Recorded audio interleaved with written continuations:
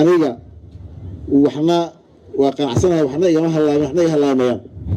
guushaydana waa reer galmudug oo midaysan oo dowladnimadooda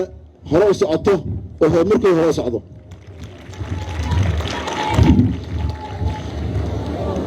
inaan waxaad rabto hesho inaysan ahayn guushu ay tahay waxa dadkaaga iyo dalkaaga gaaraan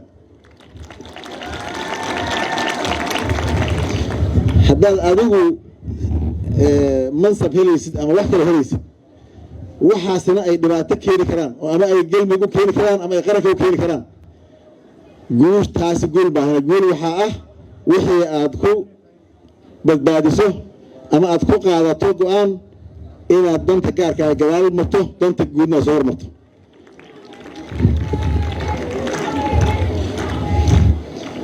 taasna waxaan ku go'aansanay inaan si walba wax u jireen inaan taa qaadano uma aragno dadka Soomaaliyeedna waxaan u rabnaa inay runtii jidkaas oo kale la wada maro